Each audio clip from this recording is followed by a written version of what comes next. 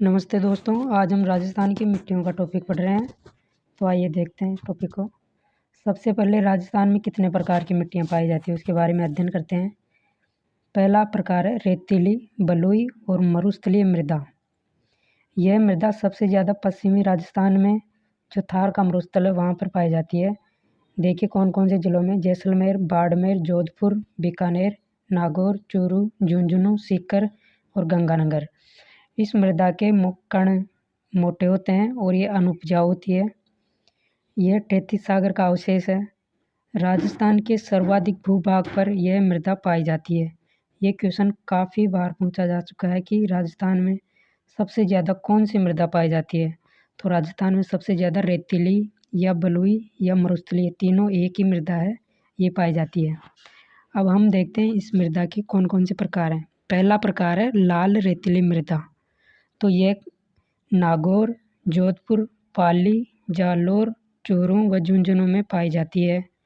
अपने को बस इसमें इन जिलों का क्रम याद करना है कि कहाँ कहाँ पाई जाती है, बस इन दो चीज़ को छोड़ सकते हैं। अब देखते हैं दूसरा प्रकार रेतीली मृदा का, पीली भूरी रेतीली मृदा। यह मृदा नागौर व पाली में पाई जाती है और इसे हम स्टेपी मृदा भी कहते हैं, क्योंकि इसमें चूना और मृदा दोनों मिश्रित रहते हैं, इसलिए इसे स्टेपी मृदा कहते हैं। तो छोटी सी है ये। तो अब आगे हम तीसरे प्रकार में चलते हैं, खारी या लवणीय मृदा। तो खारी या लवणीय मृदा जहाँ पर आंतरिक प्रवाह वाले बेसिन हैं, निम्न भूमियाँ या गर्त हैं, तो ये बाड़मेर, जैसलमेर, बीकानेर और नागौर में ज़्यादा पाई जाती है। और इस मृदा में कृषि संभव नहीं है, क्योंकि इसमें लवणों की मात्रा अधिक होती है, इसलिए इसमें छोटी मोटी घासें ज़रूर उग जाती है। इसलिए कंप्लीट हो चुका अपना रेतीली मृदा का टॉपिक।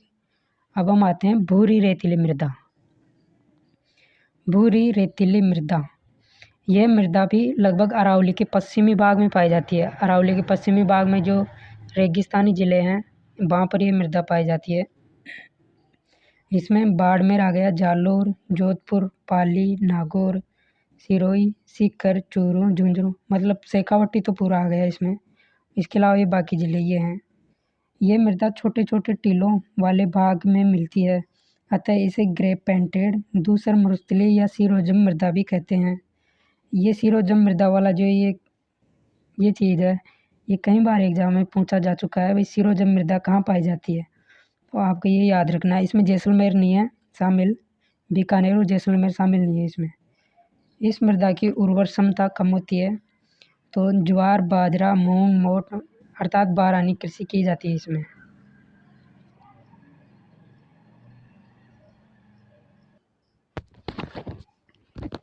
अब हम आते हैं लाल पीली मृदा।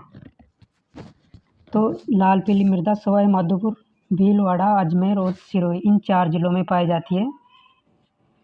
और ये लो ऑक्साइड के कारण इसका लाल रंग होता है, ये आपको पता ही है।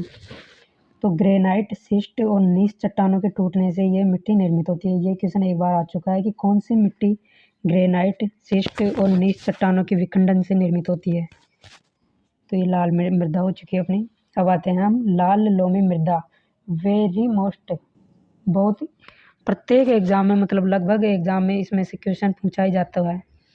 लाल लोमी या लाल दोमट या लेटेराइट, तीनों एक ही चीज़ है और ये दक्षिणी राजस्थान में पाई जाती है। दक्षिण राजस्थान में कौन कौन से: डूंगरपुर, बांसवाड़ा, उदयपुर, इन 3 जिलों में यह मिट्टी सर्वाधिक पाई जाती है। और इसका निर्माण स्फटिकीय और कायांतरित चट्टानों के विखंडन से होता है।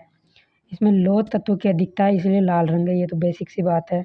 और लाल मिट्टी में यह सबसे ज़्यादा बार क्वेश्चन पूछा गया है कि कौन सी फसल की कृषि की जाती है, तो मक्का की कृषि की जाती है इसमें। तो ये अपना लाल मृदा का टॉपिक हो चुका है। अब हम आते हैं मिश्रित लाल व काली मृदा। तो देखिए दोस्तों, इसमें मालवा के पठार की काली मृदा और दक्षिणी अरावली की लाल मृदा, इन दोनों मृदाओं के मिश्रण से ये मृदा मिलती है। तो इसका नाम भी वैसा ही है, मिश्रित लाल व काली मृदा। तो देखिए कौन कौन से जिलों में पाई जाती है ये: भीलवाड़ा, उदयपुर, चित्तौड़गढ़, प्रतापगढ़, डूंगरपुर, बांसवाड़ा, इन 6 जिलों में पाई जाती है ये। और इसमें कौन कौन सी फसलें होती है देखते हैं। कपास, मक्का, गन्ना और अफीम, ये 4 फसलें इसमें ज़्यादा की जाती है। तो इस प्रकार अपना 5वां टाइप मृदा का जो मिश्रित लाल और काली थी वह भी हो चुका है। अब हम आते हैं वेरी मोस्ट मध्यम काली मृदा, या इसे हम काली मृदा भी कहते हैं। इसे कपासीय मृदा कहते हैं इंग्लिश में। लावा मृदा, क्योंकि ये इसका निर्माण लावा से हुआ है। स्वतः जुताई वाली मृदा, ये क्वेश्चन भी कई बार पूछा जा चुका है। स्वतः जुताई वाली मृदा कौन सी है? ज्वालामुखी मृदा, क्योंकि ज्वालामुखी के लावा से निर्मित हुई है। अंतर्राष्ट्रीय स्तर पर इसको चरनोजम मृदा कहते हैं। और मध्यम काली मृदा भी यही है, काली मध्यम काली एक ही बात है। रेंगुर मृदा भी कहते हैं इसे, ये रेंगुर मृदा भी पूछा जा चुका है एग्जाम में कि रेंगुर मृदा कौन सी है। तो देखिए सबसे ज़्यादा राजस्थान का जो दक्षिण पूर्वी भाग है, अब हम हाड़ौती का पठार, उसको कई लोग सोचते हैं कि हाड़ौती का पठार तो राजस्थान के दक्षिण में है, लेकिन राजस्थान के दक्षिण में नहीं है, ये है राजस्थान के दक्षिण पूर्वी भाग में है ये हाड़ौती का पठार। तो इसमें कौन कौन से ज़िले हैं? कोटा, बूंदी, झालावाड़ और बारां। ये आपको हाड़ौती पठार याद रखना है, उससे आप अंदाज़ा लगा सकते हैं कि कोटा, बूंदी, झालावाड़ और बारां में होगा ये। तो इसकी विशेषताएं देखते हैं अपने इस मिट्टी की। सर्वाधिक नमी धारण क्षमता, सर्वाधिक नमी धारण मतलब इस मिट्टी में ज़्यादा लंबे समय तक नमी रहती है, क्योंकि इसके कण बारीक होते हैं। और उच्च आर्द्रता या नमी धारण क्षमता, एक ही चीज़ है। इस मिट्टी का निर्माण ज्वालामुखी के लावा से निर्मित बेसाल्ट चट्टानों के विखंडन से हुआ है। तो बेसाल्ट चट्टानें याद रखनी है आपको, ज्वालामुखी के लावा से निर्मित, इसलिए तो वहाँ हाड़ौती में पठारी भाग है। वो पठारी भाग है, वो बेसाल्ट चट्टानों का ही पठारी भाग है, और उनके विखंडन या अपरदन से इस मिट्टी का धीरे धीरे निर्माण होता है। अब नेक्स्ट देखते हैं अपन, इस मिट्टी में सर्वाधिक लोहांश या लोहा पाया जाता है। इसी कारण ज़्यादा लोहे पाए जाने के कारण इसका रंग धीरे धीरे काला हो गया। तो इसमें कौन कौन सी फसलें की जाती है? कपास और दालें, ये ज़्यादा की जाती है वहाँ पे हाड़ौती के पठार में। देखिए अब आते हैं हम जलोढ़ मृदा पर। जलोढ़ मृदा, इसे हम दोमट मृदा भी कहते हैं, खाद्य मृदा भी कहते हैं। एल्फिसोल्स, जो कृषि वैज्ञानिकों ने नाम दिया है एल्फिसोल, और कच्छारी मृदा, ये सब एक ही जलोढ़ मृदा के नाम है अलग अलग। और इसका मुख्य क्षेत्र पूर्वी राजस्थान का मैदानी भाग, जो नदियों का मैदानी भाग है पूर्वी राजस्थान का, उसमें ज़्यादा पाई जाती है ये। इसमें भरतपुर, धौलपुर, दौसा, जयपुर, अलवर, टोंक, सवाई माधोपुर, ये ज़िले आ गए। ये नदियों द्वारा बहा कर लाई गई मिट्टी है, इसलिए ज़्यादा ये उपजाऊ होती है। नदियों द्वारा बहा कर लाई गई है, इसलिए सर्वाधिक उपजाऊ मृदा है, क्योंकि नदियाँ हर वर्ष बरसात के समय नई मृदा बहा कर लाती है। और इसमें नाइट्रोजन की अधिकता है, चूना, फास्फोरस और ह्यूमस की कमी है। तो आपको ये याद रखना है, नाइट्रोजन की अधिकता है इसमें, और सर्वाधिक उपजाऊ मिट्टी और नदियों द्वारा बहाकर लाई गई मिट्टी, और पूर्वी राजस्थान में ये पाई जाती है। ये अपना ये टॉपिक भी हो गया। अब आगे चलते हैं अपन। भूरी रेतीली कच्छारी मृदा या भूरी रेतीली दोमट मृदा, ये गंगानगर व हनुमानगढ़ में जो घग्गर प्रदेश है, घग्गर नदी का बेसिन है, उसके आसपास के भाग में यह पाई जाती है। और इन दोनों में भी गंगानगर में ज़्यादा पाई जाती है। एक बार इसमें से भी क्वेश्चन पूछा हुआ है कि भूरी रेतीली दोमट मृदा कहाँ पाई जाती है। अब हम आते हैं पर्वतीय मृदा पर। देखिए पर्वतीय मृदा को लिथोसोल्स मृदा भी कहते हैं। और पर्वतीय मृदा आपको पता है पर्वतों के आसपास ही पाई जाएगी, जो अरावली की उपत्यका अर्थात अरावली के जो निम्न भूमि के भाग है वहाँ ज़्यादा पाई जाती है। तो सिरोही, पाली, उदयपुर, राजसमंद और अलवर, इन जिलों में जो पहाड़ी भाग है अरावली के वहाँ पाई जाती है। कोटा भी आ गया इसमें। और ये मृदा क्योंकि वहाँ पर्वतों पे आपको पता है पर्वतों का क्षरण होता है, अपक्षरण होता है, उससे ये कंकरीली हो जाती है और कृषि हेतु अनुपयुक्त है। और इसका रंग ज़्यादातर लाल होता है। इसके अलावा ये कहीं कहीं भूरी भी पाई जाती है। इस प्रकार ये पर्वतीय मृदा भी हो गई अपनी। अब हम आगे आते हैं, अमेरिकी कृषि वैज्ञानिकों ने जो मृदा का वैज्ञानिक वर्गीकरण किया है, तो राजस्थान में उसके आधार पर 5 प्रकार की मृदा पाई जाती है। वेरी मोस्ट, ये जो अधीनस्थ बोर्ड है उसके द्वारा तो हर एग्ज़ाम में इसके एक क्वेश्चन इसी में से ज़रूर पूछा जाता है कि एंटीसोल मृदा कहाँ पाई जाती है, एरिडोसोल्स कहाँ पाई जाती है। तो हम देखते हैं 5 प्रकार है उसमें। पहला एंटीसोल्स मृदा, तो ये एंटीसोल्स का अर्थ है ये शुष्क पश्चिमी राजस्थान के सभी जिलों में पाई जाती है। जो अरावली के पश्चिमी भाग में स्थित है राजस्थान के शुष्क पश्चिमी जिले, वहाँ सब में पाई जाती है।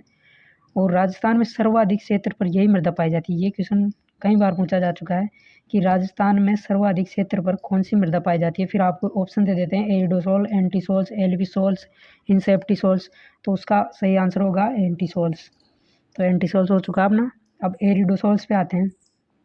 ये अर्धशुष्क व शुष्क क्षेत्रों में पाई जाती है। तो इन दोनों में भी ये शुष्क अर्धशुष्क क्षेत्रों में ज़्यादा पाई जाती है।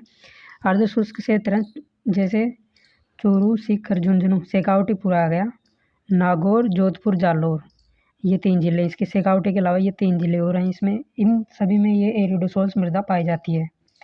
ठीक है, अब हम आते हैं एल्फिसोल्स पर। आपने जलोढ़ मृदा पढ़ी थी, तो जलोढ़ मृदा को एल्फिसोल्स मृदा भी कहते हैं। तो ये आर्द्र और उपाद्र जलवायु क्षेत्र हैं जो पूर्वी और दक्षिणी राजस्थान का भाग है। ज़्यादातर पूर्वी क्षेत्र में पाई जाती है ये। जयपुर, दौसा, टोंक, अलवर, भरतपुर, सवाई माधोपुर, करौली,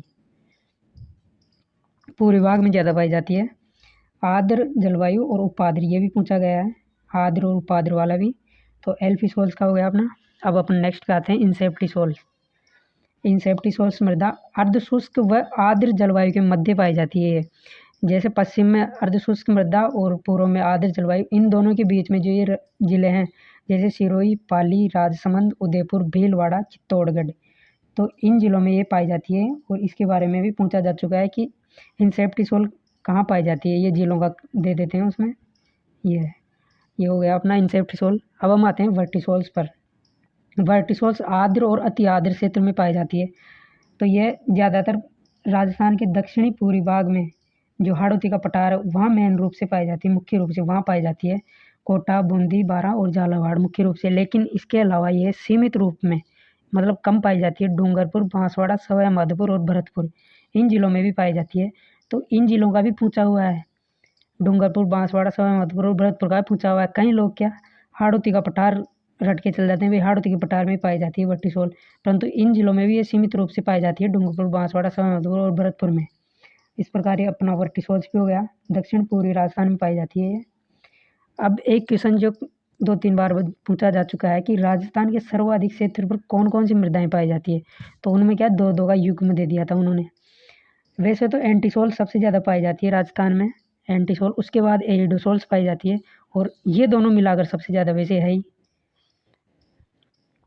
इसके अलावा साइरोजेक्स मृदा गंगानगर में पाई जाती है और रेवेरीना मृदा भी गंगानगर में पाई जाती है। जिप्सीफेरस मृदा बीकानेर में पाई जाती है। अब हम आते हैं मृदा अपर्दन या अपक्षरण। यह भी बहुत इंपॉर्टेंट टॉपिक है। मृदा अपर्दन 2 प्रकार से होता है, एक तो वायु द्वारा और एक जल द्वारा। तो मृदा अपर्दन को मिट्टी की रेंगती हुई मृत्यु कहते हैं, क्योंकि मृदा अपर्दन से मृदा की उपजाऊपन है वो नष्ट हो जाता है, इसलिए उसकी मृत्यु हो गई एक तरह से। या कृषि का क्षय रोग या पहला शत्रु कहते हैं इसे, क्योंकि मृदा अपर्दित हो गई तो कृषि करना असंभव हो जाता है, कृषि फसल कम होती है, इसलिए मृदा का क्षय रोग भी कहते हैं इसे। धीरे धीरे, क्षय का मतलब है धीरे धीरे धीरे धीरे जो रोग बढ़ता जाता है। अब वायु द्वारा मृदा का अपर्दन, तो राजस्थान के पश्चिमी जिलों में सर्वाधिक होता है, क्योंकि आपको पता है राजस्थान के पश्चिमी जिलों में जहाँ मरुस्थल के टीले हैं वहाँ रेगिस्तान में आंधियाँ ज़्यादा चलती है मरुस्थलीय क्षेत्रों में। और सर्वाधिक कौन से ज़िले में, जैसलमेर ज़िले में, क्योंकि सर्वाधिक मरुस्थल जैसलमेर में ही है। और जून माह में इसलिए क्योंकि जून माह में आंधियाँ सबसे ज़्यादा चलती है। न्यूनतम धौलपुर, और इसे सेतीज अपर्दन या परत अपर्दन कहते हैं, सतही जल अपर्दन। तो चंबल नदी या उसकी सहायक नदियों द्वारा हाड़ौती पठार में सर्वाधिक होता है सतही जल अपर्दन, सर्वाधिक कोटा जिले में और संभाग कोटा संभाग। ये क्वेश्चन कई बार पूछा जा चुका है अधीनस्थ बोर्ड के एग्जाम्स में और आरपीएससी के एग्जाम्स में कि सतही जल अपर्दन सर्वाधिक कहाँ होता है, तो इसका सीधा सा आंसर है कोटा जिले में, और संभाग कोटा संभाग और चंबल नदी। आओ सीधा सा पता है अभी चंबल नदी कोटा संभाग में बहती है, इसलिए वहीं करेगी है। अब हम आते हैं अवनालिका अपर्दन या लंबवत या नालीनुमा अपर्दन। एक ही चीज़ है तीनों, अवनालिका और नालीनुमा एक ही चीज़ है। जल का तीव्र प्रवाह मिट्टी को काट कर गहरे गड्ढे या नालियाँ निर्माण करता है, तो उसे अवनालिका निर्माण कहते हैं। चंबल नदी द्वारा सर्वाधिक होता है। चंबल नदी कोटा संभाग में बहती है तो सर्वाधिक कोटा जिले में होगा। अगर अवनालिका ज़्यादा गहरा और ज़्यादा हो तो बीहड़ या उत्खात भूमि का निर्माण करता है। जैसे हमने देखा है कि चंबल नदी के आसपास जो बड़े बड़े गड्ढे रहते हैं उनकी ऊंचाई भी बहुत ज़्यादा रहती है, गहराई भी ज़्यादा रहती है और कहीं दूर तक फैले रहते हैं, वही बीहड़ या उत्खात भूमि कहलाता है। ये क्वेश्चन वेरी वेरी मोस्ट है कि बीहड़ या उत्खात भूमि कहाँ पाई जाती है सबसे ज़्यादा राजस्थान में, तो सबसे ज़्यादा कोटा, फिर उसके बाद में सवाई माधोपुर, फिर धौलपुर ज़िले में। इन तीनों को कई बार पूछा जा चुका है उल्टा सीधा देके कि सबसे ज़्यादा बीहड़ भूमि राजस्थान में कहाँ पर है। तो इस प्रकार अपना अवनालिका अपर्दन भी हो गया। अब हम आते हैं चादरी अपर्दन पर। तो पर्वतों के ऊपर जब बारिश आती है तो वहाँ से मिट्टी का अपर्दन होता है, वही चादरी अपर्दन कहलाता है। इसे आवरण अपर्दन भी कहते हैं। सबसे ज़्यादा सिरोही और राजसमंद में होता है क्योंकि यहाँ अरावली पर्वतमाला के खड़े ढाल ज़्यादा पाए जाते हैं, इसलिए यहाँ सिरोही और राजसमंद में चादरी अपर्दन ज़्यादा होता है। क्वेश्चन पूछा जा चुका है कि चादरी अपर्दन सबसे ज़्यादा कहाँ होता है, तो ये आपको याद करना सर्वाधिक वाला। और मृदा अपर्दन के कारण, तो इसमें वनोन्मूलन यानी वन के नष्ट होने से भी मृदा का अपर्दन होता है बारिश आने पर। इसके अलावा अत्यधिक पशुचारण, ये वेरी वेरी मोस्ट है क्योंकि ये क्वेश्चन कई बार पूछा जा चुका है कि मृदा अपर्दन का सबसे प्रमुख कारण है, तो उसमें ये दे देता है ऑप्शन में अत्यधिक पशुचारण। इसके अलावा ज़ूमिंग या स्थानांतरित कृषि, जो आदिवासियों द्वारा कि बार बार फसल खेती चेंज करके की जाती है। इसमें एक जगह वनों को काट कर 1-2 साल कृषि करते हैं, फिर भूमि जब अनउपजाऊ हो जाती है या क्षारीय हो जाती है तो दूसरी जगह जाकर फिर वनों को काट कर कृषि की जाती है। इससे भी मृदा का अपर्दन होता है क्योंकि वन कटते हैं इसमें भी। वैज्ञानिक कृषि, मतलब गाँव के लोगों को क्या है, शिक्षा के अभाव में कृषि के नवीन पद्धतियों का ध्यान नहीं है, इसलिए वह वैज्ञानिक रूप से कृषि करते हैं। 5वां कारण है अत्यधिक सिंचाई। अत्यधिक सिंचाई करते हैं उनसे भूमि क्षारीय हो जाती है, लवणों की मात्रा बढ़ जाती है और बंजर होने लगती है धीरे धीरे। ये भी एक मृदा अपर्दन का कारण है। 6वां है दोषपूर्ण फसल चक्र। और 7वां बाढ़ या भूस्खलन। बाढ़ या भूस्खलन आता है वैसे ही मृदा अपरदित होगी। और आंधियाँ, पश्चिमी राजस्थान में आंधियों द्वारा ज़्यादा मृदा का अपरदन होता है। अब हम आते हैं उपजाऊ मृदा का पीएच के आधार पर वर्गीकरण। जो वैज्ञानिकों ने पीएच के आधार पर मृदा का वर्गीकरण किया है, पहला है सामान्य मृदा या उपजाऊ मृदा, इसे नॉर्मल मृदा कहते हैं। इसका पीएच का मान होता है 7 से 7.5, ये हो गया। इसके बाद में आती है अम्लीय मृदा। अम्लीय मृदा का पीएच का मान रहता है 7 से कम, 7 से कम। अम्लीय मृदा का पीएच का मान 7 से कम, और इसमें कैल्शियम की मात्रा ज़्यादा रहती है। और इसका समाधान क्या है अम्लीय मृदा को नॉर्मल मृदा बनाने का, कि इसमें हम चूने का प्रयोग ज़्यादा करेंगे। ये क्वेश्चन कई बार पूछा जा चुका है कि अम्लीय मृदा का समाधान क्या है, तो इसका सीधा सा उत्तर है चूने का प्रयोग। कई बार क्या है चूने और जिप्सम में कन्फ्यूज भी हो जाते हैं, लेकिन जिप्सम क्या है क्षारीय मृदा का उपचार है। अब हम आते हैं तीसरा, क्षारीय मृदा। जिस मृदा का पीएच का मान 7 से अधिक होता है उसे क्षारीय मृदा कहते हैं, और क्षारीय मृदा को लवणीय मृदा कहते हैं। ध्यान रखना, लवणीय मृदा अलग है और अम्लीय मृदा अलग है। कई लोग अम्लीय मृदा और लवणीय मृदा को एक ही चीज़ मान लेते हैं, लेकिन लवणीय मृदा क्षारीय मृदा होती है। लवणीय मृदा, रेह मृदा, ऊसर, कल्लर मृदा, रांकड़ और नमकीन मृदा एक ही बात है, क्षारीय मृदा के ही उपनाम है ये। इसमें लवण की मात्रा अधिक होती है, तब नमक ज़्यादा पाया जाता है, इसलिए नमकीन मृदा भी कहते हैं। और ये पश्चिमी राजस्थान में पाई जाती है। आपको पता है पश्चिमी राजस्थान में खारे पानी की झीलें भी सबसे ज़्यादा पाई जाती है। अरावली के पश्चिमी भाग में ज़्यादा है क्षारीय मृदा। इसका समाधान क्या है, जिप्सम का प्रयोग। वह लवणरोधी फसलें जैसे चुकंदर, आलू, गन्ना, बरसेम, कपास की खेती और दलहन व तिलहन और गेहूं का प्रयोग। अब हम आते हैं सेम या जलाधिक्य की समस्या। ये समस्या ज़्यादातर इंदिरा गांधी जो नहर के क्षेत्र हैं, गंगानगर और हनुमानगढ़, इन दोनों जिलों में बहुत ही ज़्यादा है, क्योंकि यहाँ पर इंदिरा गांधी नहर क्षेत्र से अधिक सिंचाई व नहर से जल रिसाव के कारण भूमि जो होती है वो दलदली हो जाती है। तो ये क्वेश्चन कई बार पूछा जा चुका है एग्जाम्स में कि गंगानगर और हनुमानगढ़ में कौन सी समस्या ज़्यादा है, तो सेम की समस्या ज़्यादा है। इसका उपाय है सफ़ेदा, जो यूकेलिप्टस इंडिका का पादप आता है, अफ्रीकी पादप है ये, तो इसका यही उपाय है। अब हम आते हैं राजस्थान की मिट्टियों में नाइट्रोजन व फास्फोरस की कमी पाई जाती है। ये क्वेश्चन भी एक बार आ चुका है एग्जाम में कि राजस्थान की मिट्टी में कौन से तत्वों की कमी पाई जाती है। और उर्वरता, पश्चिम से पूर्व की ओर बढ़ते हैं, पश्चिमी राजस्थान से पूर्वी राजस्थान की ओर बढ़ते हैं तो मिट्टियों की उर्वरता में वृद्धि हो जाती है। अब हम आते हैं मृदा स्वास्थ्य कार्ड योजना, ये भी मोस्ट इम्पोर्टेंट है। 19 फरवरी 2015 को प्रधानमंत्री नरेंद्र मोदी द्वारा सूरतगढ़ गंगानगर में इस योजना का प्रारंभ किया गया और इस योजना का ध्येय वाक्य है स्वस्थ धरा खेत हरा। ये एग्जाम फर्स्ट ग्रेड में पूछा जा चुका है और इसमें केंद्र का 75% और राज्य का 25% हिस्सा है। तो ये हो गई मृदा स्वास्थ्य कार्ड योजना। इसके बाद आता है समेकित बंजर भूमि विकास कार्यक्रम, ये भी एग्जाम में पूछा जा चुका है। इसका संचालन ग्रामीण विकास और पंचायती राज विभाग राजस्थान के अधीन किया जा रहा है। राजस्थान के 10 जिलों में संचालित है ये और इसका उद्देश्य है वन कटाई पर रोक और पर्यावरण संतुलन। ये योजना केंद्र सरकार द्वारा 1989-90 में शुरू की गई थी, परंतु राजस्थान में इसका प्रारंभ 1992-93 में हुआ है। 2 या 3 साल बाद में स्टार्ट हुई है।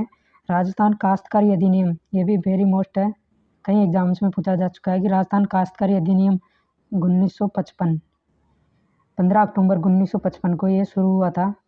राजस्थान की फर्स्ट मिट्टी परीक्षण प्रयोगशाला कहाँ पर है, तो ये जोधपुर में है। उसके बाद में जयपुर, फर्स्ट जोधपुर, सेकंड जयपुर में है। इसके बाद में कहीं खोली जा चुकी है। केंद्रीय भू संरक्षण बोर्ड कार्यालय, जो केंद्रीय भू संरक्षण का कार्यालय है वह जयपुर में है और दूसरा सीकर में है। इसके अलावा बारानी भूमि किसे कहते हैं, जिस भूमि पर सिंचाई की सुविधा उपलब्ध नहीं होती है उसे बारानी भूमि कहते हैं। लास्ट में आता है बंजर भूमि व चारागाह विकास बोर्ड, ये क्वेश्चन भी कई बार एग्जाम में पूछा जा चुका है। 22 दिसंबर 2016 को राजस्थान सरकार ने इसे पुनर्गठित किया नरेगा के माध्यम से चारागाह विकास कार्यक्रम। तो इस प्रकार अपना ये पूरा चैप्टर हो चुका है। आप इन नोट्स का स्क्रीनशॉट ले सकते हैं।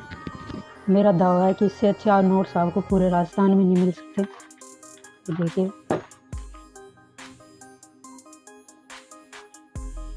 स्क्रीनशॉट ले सकते हैं आप उसका।